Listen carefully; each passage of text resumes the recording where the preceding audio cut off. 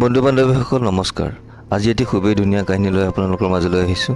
আশা কৰোঁ কাহিনীটি আপোনালোকে শেষলৈকে শুনিব। প্ৰেম আৰু ত্যাগ। গহীন গম্ভীৰ পৰিৱেশ।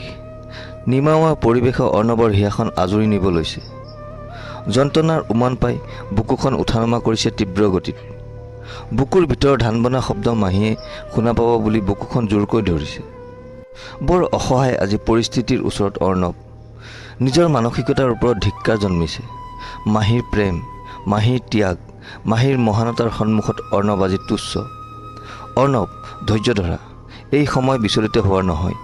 এই সাহসী ছোৱালীজনীলৈ চোৱা। জীৱন যুদ্ধত হাৰিও চকুলো টোকা নাই, কাৰণ তাই ভিজা চকুজুৰিয়ে যে তোমাক কষ্ট দিব। এয়া তোমাৰ পত্নী, তোমাৰ প্ৰেয়সীৰ প্ৰকৃত প্ৰেম। তাইক হাঁহি হাঁহি বিদায় দিয়া। অস্ত্ৰোপচাৰ ৰুমলৈ মাহীক লৈ যোৱা হ'ল। মৃতপাই শৰীৰ, জীৱন যুদ্ধৰ এজনী সফল নায়িকা। জীৱন মৃত্যুৰ আগক্ষণতো প্ৰিয়তমৰ হাতত ধৰি হেতা হাঁহিৰে সাহস দিছে। তাই হৃদয়ে যেন ক'ব বিচাৰিছে, অৰ্ণু, মই আহিম সোনকালে, তুমি মন বেয়া নকৰিবা। একদম দুষ্ট দেই তুমি, কিয়নো ইমান জোকাই থাকা, মই কান্দিয়ে পেলাম কিন্তু।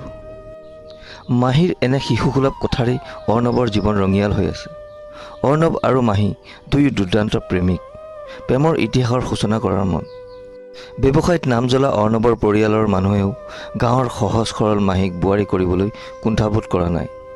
বহাগৰ সোমবাৰৰ ভাল ক্ষণ চাই হিন্দু বেদৰ মন্ত্ৰৰ ধ্বনিৰে মুখৰিত পৰিৱেশত অৰ্ণৱ আৰু মাহী এক হোৱাৰ শপত লৈছিল।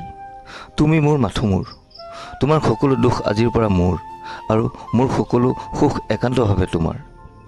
সেই দিন ধৰি মাহীয়ে নিজৰ দুখ অৰ্ণৱৰ জীৱনলৈ ভুলবশতও আনিব দিয়া নাই। মাহী, আমাৰ বিয়াৰ 6টা মাহ পাৰ হওঁ হওঁ, কিন্তু তুমি কিয়? অৰ্ণৱৰ বুকুৰ মাজত মাহী সোমাই যায়। অৰ্ণু, আমাৰ প্ৰেম জানো কেতিয়াবা শাৰীৰিক আছিল? আমি আত্মিক প্ৰেম কৰিছিলোঁ, আৰু এই প্ৰেমক তেনেদৰে জীয়াই ৰাখিবলৈ প্ৰতিশ্ৰুতি দিছিলোঁ। মাহী, আমাৰ প্ৰেম আত্মিক হয় আৰু সদায় থাকিব, কিন্তু এতিয়া আমি পতি পত্নী, প্ৰেমিক প্ৰেমিকা নহয়। আত্মাৰ প্ৰেম নহয়।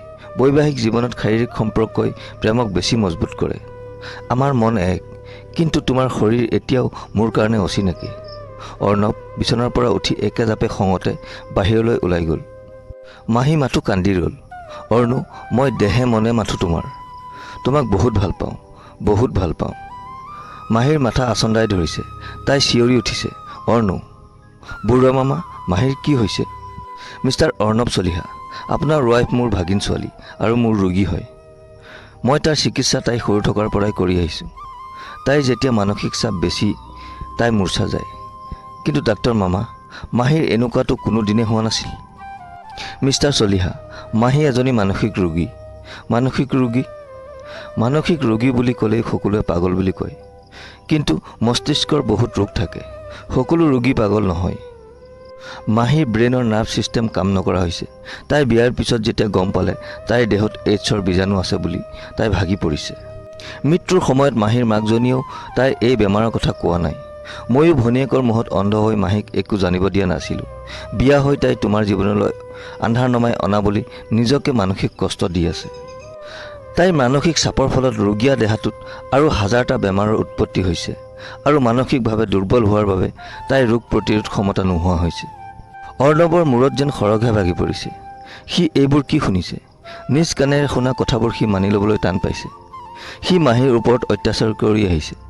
আজি তাৰ বাবেই তাৰ মাহীজনীৰ জীৱন মৃত্যুৰ লগত যুঁজিব লগা হৈছে। অজানিতে সি অপৰাধী হৈ পৰিল।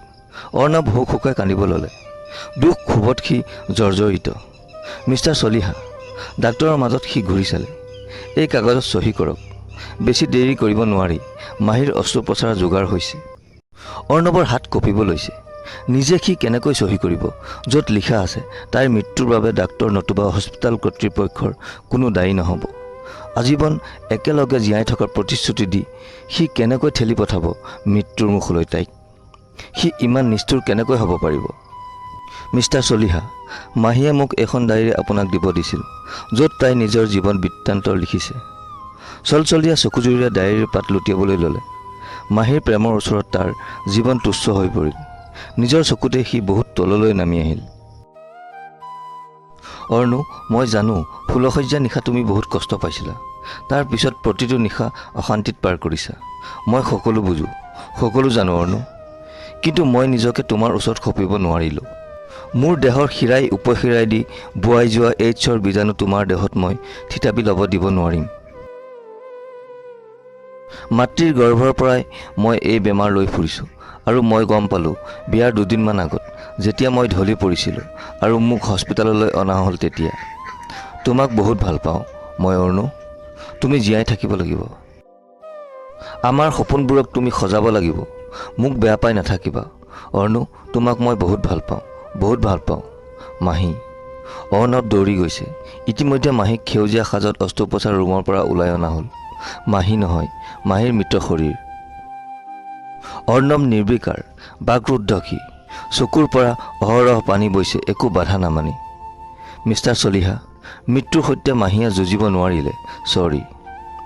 বন্ধু বান্ধৱীসকল, আজিৰ এই সৰু কাহিনীটো শুনি কেনে পালে কমেণ্ট কৰি নিশ্চয় জনাব। যদি ভাল পালে তেনেহ'লে ভিডিঅ'টো লাইক কৰি দিবলৈ নাপাহৰিব। আৰু চেনেলটো যদি প্ৰথম ভিজিট কৰিছে তেনেহ'লে চেনেলটো ছাবস্ক্ৰাইব কৰি বেল আইকনটো প্ৰেছ কৰি থ'ব নিতৌ এনেধৰণৰ কাহিনী পাই থাকিবলৈ। আজিলৈ আহোঁ, ধন্যবাদ, জয় অসম।